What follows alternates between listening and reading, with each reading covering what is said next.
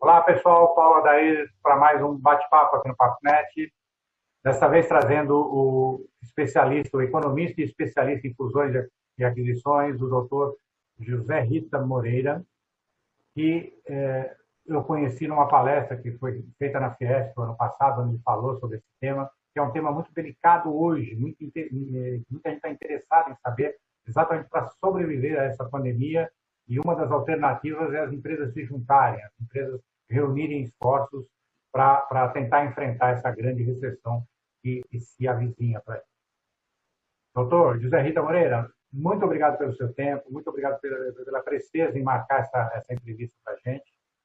E eu gostaria de começar perguntando como é que o pessoal vai conseguir viabilizar esse novo futuro que a gente está enfrentando agora com a pandemia. Paulo, obrigado pelo convite, pela oportunidade, parabéns pelo seu canal. Eu espero ter a possibilidade de contribuir aqui com a formação de opinião dos telespectadores aí, tá? Bom, nós vivemos uma realidade diferente, sem dúvida nenhuma, né? Estamos aprendendo a trabalhar com essa pandemia aí e, com certeza, a retomada vai exigir muitos esforços de cada um, vai exigir comitê de crise nas empresas, vai exigir preocupações com o futuro.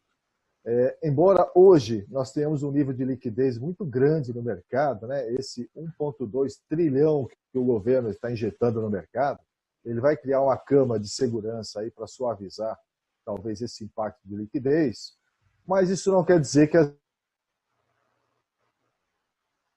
empresas, de maneira geral, vão sobreviver sem nenhum trauma. Isso não acontece. Nós temos vários exemplos aí de empresas que estão fechando as portas, principalmente aquelas micro e pequenas que o empresário investiu quase tudo que tinha, acreditando, tá, na sobrevivência da empresa, na perpetuidade. É onde é mais difícil o recurso chegar, né? Até por uma série de garantias que são exigidas. Exatamente, porque o grande ele tem a oportunidade de sentar com o banco e negociar, e parcelar, e jogar para frente, consegue melhores taxas. O pequeno não, ele tem maior dificuldade nisso. Embora recentemente agora saiu uma nova linha de crédito para os micro e pequenos, aí, bem interessante também. Sim. Mas, enfim, eu sei que com tudo isso, quando passar a pandemia, que aliás, na minha opinião, eu acho que isso vai até o final de julho, acho que em agosto que nós vamos retomar. Tá? Eu concordo. É pelo que está sinalizando até agora. Então, na retomada, o que vai acontecer? As empresas vão estar possivelmente sem estoque, sem capital de giro para poder comprar, vão estar com a sua carteira de contas a receber, talvez não recebida, vão ter contas a pagar, talvez se avolumando ali. Então, uma série de dificuldades vão acontecer, sim. Mas eu acho que o mercado está agindo de forma a se antecipar a isso que acontece e, desde já, tomando decisões importantes. Então, por exemplo, os segmentos que hoje estão em alta, você percebe muitos níveis de fusões e aquisições, é o segmento de saúde, tá? Principalmente clínicas, hospitais, planos de saúde, isso está muito forte. O segmento de tecnologia também muito forte aí. Esse canal que nós falamos aqui, por exemplo, já é fruto da tecnologia e ela se provou aí fundamental, por exemplo, num momento como esse. Então, vai muito bem o mercado de tecnologia. O mercado de educação, por incrível que pareça, descobriu-se que é possível, sim, fazer videoaulas, fazer cursos, treinamentos em casa. Isso está acontecendo também com bastante frequência. Esse mercado também está aquecido. Então, de maneira geral, e o mercado de alimentos, né? Ele nunca esteve ruim. E nesse mercado de alimentos, eu incluo também o segmento gráfico, que tem um papel importantíssimo, com os rótulos, com embalagem, com flexografia, com cartonagem. Tá? Ele vai muito bem. E, além disso, também, os PDVs, né, das drogarias, dos supermercados, dos pedágios, aqueles os rolinhos lá, as bobinas que se usa, também é uma grande fonte de receita aí para o segmento gráfico. Enfim, existem sim oportunidades para tudo que está acontecendo aí. O importante é não ficar chorando sobre o leite derramado e se lamentando. Não, tem que ir em busca de solução. Falando especificamente de fusões e aquisições, Tá? Nós temos grandes grupos chegando aqui ao Brasil interessados em comprar negócios, que estão enxergando o futuro. Eu acho, sim, que nós vamos sair antes do que se imagina dessa crise aí, embora nós vamos sofrer um ano, talvez, depois que terminar a pandemia, mas ainda vamos sofrer. Mas sim, até porque o mercado financeiro hoje, se você acompanhar, ele está remunerando muito bem o dinheiro. O mercado de renda variável, por exemplo, tá? Ele está muito bem. Só que quem tem capital para investir é que está se dando bem. Quem não tem está sofrendo bastante. Quem tem o capital. Exatamente. Agora, esse não é importante para o Brasil. O importante para o Brasil é investir na produção, investir em riqueza, em empresas. Sim. Isso é fundamental. E, nesse sentido, o movimento está acontecendo. Sim. Existem um acordo, por exemplo, entre os bancos sobre flexibilizar juros, dar alguma carência de pagamentos aí também, ao mesmo tempo que o governo, ao meu ver, procura aí suprir uma parte da deficiência dos trabalhadores informais e também com as dívidas de empresas em si. Mas tudo isso não vai resolver nada se não tiver vendas, se não tiver volume, se não tiver geração de riquezas. Isso que está acontecendo. Nesse momento, Paulo, os ativos, ou seja, as empresas, estão com um valor menor do que antes. Por quê? Porque a perspectiva é sim de continuar forte, mas não tão forte quanto antes. Então, esse momento que os ativos estão com preços menores, é hora de se fazer compras. E o mercado está enxergando isso, sim. É claro que tinha uma expectativa de 2020, explodiu o número de fusões e aquisições, comparado a 2019, porque ela vinha muito forte. Nós estávamos num momento de estabilidade interessante, nos fortalecendo. O senhor citou isso no ano passado, foi no final do ano, o senhor citou essa questão. Realmente foi um momento muito bom. Exatamente. Aí o mundo foi surpreendido com essa medida aí. Mas o que me incomoda bastante, Paulo, num momento como esse, é que, ao invés de todas as esferas se unirem para um benefício comum, as esferas de governo, que eu digo, de todos os níveis, as esferas dos poderes constituídos também, ao invés de estarmos todos, como acontece em países da Europa, na mesma direção, em busca de solução, está se aproveitando um momento como esse para fazer uma plataforma política, disputa política. E todo mundo tira a oportunidade com campanha. Exato. E todo mundo perde com isso. Ninguém vai ganhar. Então, aquela história do quanto pior, melhor, que a gente começa a ver por aí, isso preocupa bastante. Aqui em Ribeirão Preto, por exemplo, onde eu estou, nós estamos com um nível de contaminação extremamente baixo. Nós estamos com folga aí nos níveis nas UTIs e nas enfermarias também, o que nos permitiria aí o início de um desbloqueio, o início da volta das atividades. Retomada local, pelo menos. Né? Com muita responsabilidade, com todas as preocupações fitossanitárias, mas sim, poderia ser. É nesse ponto que eu digo que eu acho que está havendo uma ruptura entre os poderes aí, porque cada um pensa de um jeito, e eu não sei qual é o interesse de um ou outro, mas com certeza não é o bem-estar da sociedade, porque muitos CNPJs vão morrer, com certeza, já estão morrendo, né? E os CPFs também. Não, também os CPFs estão indo. Então eu acho que é importante a gente poder ter clareza nesse tipo de assunto aí, sobre dirigir os nossos esforços para um bem comum.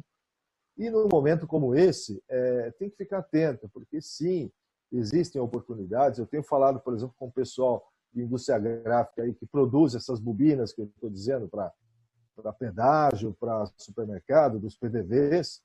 Sim. E ele está precisando de mais uma máquina, porque num momento como esse, ele tem pedidos que não está conseguindo entregar, só que ele não tem crédito aí por outros fatores para poder comprar essa máquina. Ele não consegue atender por falta de... Exato. Ele está até imaginando de trazer um investidor que invista numa máquina de 1,5 milhão lá, e ele remunera essa máquina a taxas muito superiores ao mercado, também, que é uma forma de você enxergar a aplicação. Porque a aplicação sempre tem risco e retorno. Você sempre vai procurar melhorar o seu retorno e diminuir o seu risco. Esse casamento é que vai lhe dar o equilíbrio correto, né? Essa relação que vai viabilizar o negócio. Exatamente. Então, de forma geral, eu acho que o mercado sim está aquecido de M&A, não tanto quanto era para estar, mas também não está parado. Esses segmentos que eu citei para você, eles estão sim em alta, nós temos recebido consultas aqui constantes também. Aqueles que também se aperfeiçoaram nas vendas online estão se dando muito bem, descobriram que é possível vender pela internet. A questão do home office, por exemplo, isso tudo mudou a cultura, né? Quando nós saímos da pandemia, o Brasil não vai ser o mesmo, o mundo não vai ser o mesmo. O público está mais digital, inclusive, né? O público está aceitando mais a tecnologia que não estava aceitando tanto antes, né? Muita gente estava resistente com relação ao uso da tecnologia. Perfeito, perfeito, Paulo. Muita gente tinha dúvida se o home office realmente, o funcionário ia ficar em casa dormindo, coçando, não ia fazer nada e depois ia... Ia ter produtividade, né? Exatamente, é verdade. Então a gente descobriu que sim, que é possível fazer o trabalho em home office. Os trabalhos são muito produtivos. Eu percebo que, de maneira geral, as agências de propaganda estão muito fortes também nessa área de home office. O que mais? A maioria dos trabalhos é possível fazer de casa, sim. E se você... Só concluindo, se você conversar com essas pessoas que trabalham no home, elas vão dizer que estão trabalhando mais do que a época que estavam no escritório. Porque aí não tem interrupções. E eu me coloco nesse grupo, Paulo, porque... eu me coloco nesse grupo porque, invariavelmente, às vezes 8, 9, 10 da noite, eu lembro alguma coisa, eu venho até o escritório aqui, abro, faço alguma coisinha e volto. Quer dizer, então, está se trabalhando mais, sim, num momento como esse. Eu tenho um filho que trabalha com TI, trabalha com tecnologia de informação, e o trabalho dele é muito de servidor. Ele tem que estar perto do computador, né? Então, ele trabalha muito no servidor de um grande banco de investimento. E ele nunca se imaginou trabalhando em casa. Ele falou, pai, não tem como eu trabalhar em casa, porque o meu trabalho não é em casa, o meu trabalho é lá no computador, vendo o servidor funcionar, garantindo que ele não fale por nenhum milésimo de segundo, porque um milésimo de segundo pode representar milhões de reais em investimento errado, ou não, né? Ou parada nos investimentos. E ele não se via, né? Agora ele foi obrigado, e agora ele não se vê mais voltando para o escritório. Não precisa. Interessante, Paulo. Eu tenho, por exemplo, um filho que é publicitário também, e fica em casa e está trabalhando feito louco, dia, noite. Sim. Eu tenho uma filha que trabalha com gerência de recursos humanos também, na área da saúde. Também está dividindo o seu tempo e descobriu que é possível trabalhar de casa. Enfim, essa cultura vai mudar, eu acho. Vai mudar, isso vai transformar. Aqui em São Paulo nós temos um outro agravante, que aqui é o deslocamento.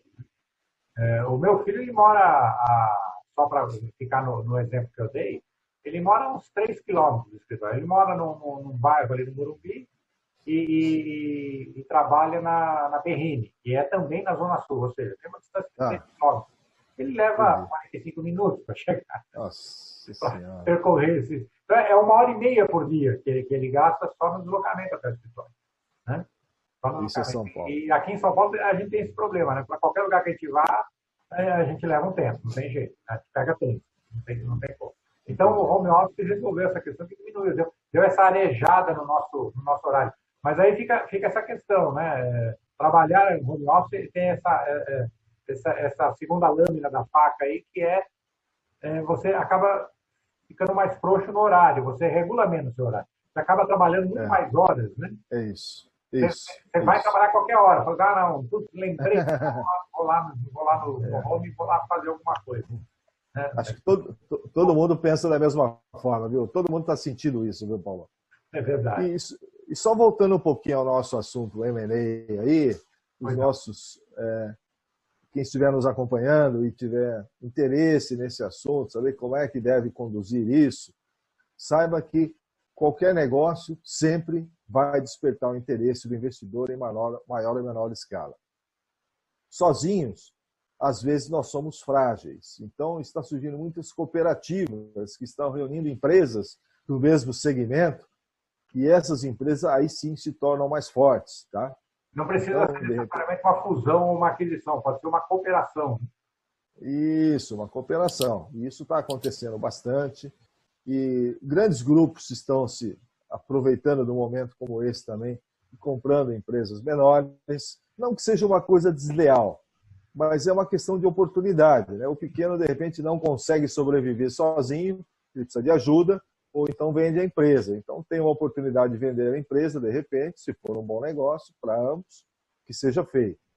E esse mercado, eu acho que ele não vai encerrar tão cedo, ele vai seguir forte, não tão forte quanto se esperava, como eu adiantei, mas vão acontecer, sim, grandes negócios ainda.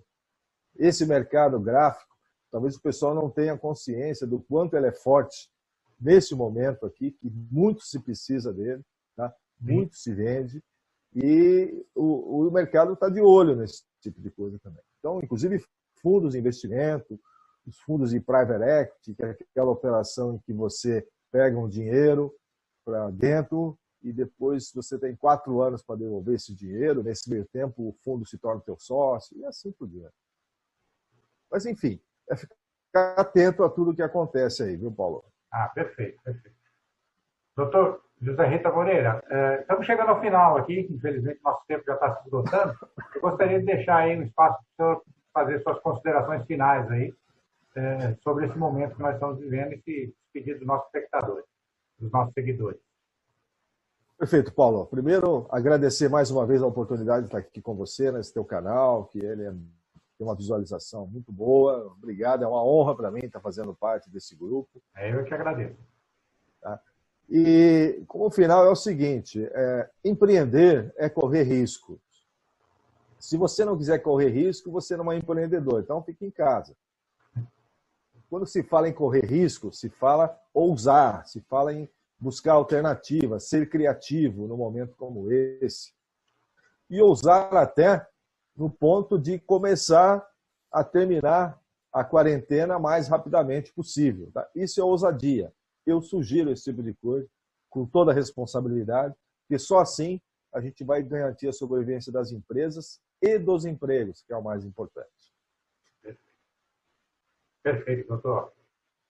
Ok, pessoal, terminamos então aqui esse bate-papo muito interessante, com informações muito legais, com dicas importantíssimas do doutor José Rita Moreira, um economista especialista em fusões e aquisições, que falou, inclusive, não só disso, falou como alternativa da cooperação, né, da colaboração entre empresas, que é uma coisa que nós estamos falando nos nossas lives, aí está falando bastante nas nossas lives, que acontece todas as noites, aí das 18 às 20 horas, aqui no canal também. E a gente está falando muito disso para o mercado gráfico, principalmente porque o mercado gráfico é 97% de micro e pequenas empresas. Né? Então, essas empresas precisam realmente se unir para gerar força, para gerar corpo, para ter condições de fazer melhores negociações, de sobreviver, de subsistir a essa crise toda. E como eu sempre digo, se vocês curtiram, deem o seu like, digam por quê, digam quais foram os pontos positivos dos nossos bate-papos. Se não gostaram também, deem seu dislike, anotem aí o que estamos fazendo errado para a gente melhorar, o que estamos fazendo certo para a gente aprimorar. E como eu sempre digo, somos uma sociedade eminentemente colaborativa, desde que saímos das árvores. Né? Quando a gente correu atrás do primeiro mamute em grupo, a gente já estava colaborando. Então, vamos continuar colaborando e agora, depois desses 10, 15, 30 mil anos que a gente andou correndo atrás de tanto animal, nós temos ferramentas que permitem a colaboração de forma instantânea, sem limitações de distância, de fronteiras, de idioma, e nenhuma limitação que temos hoje. A tecnologia consegue superar praticamente todas elas. Então, vamos usar essa tecnologia para fazer uma sociedade melhor, para evoluir como comunidade. Muito obrigado a todos. Eu vejo vocês no próximo Papo Net. Obrigado.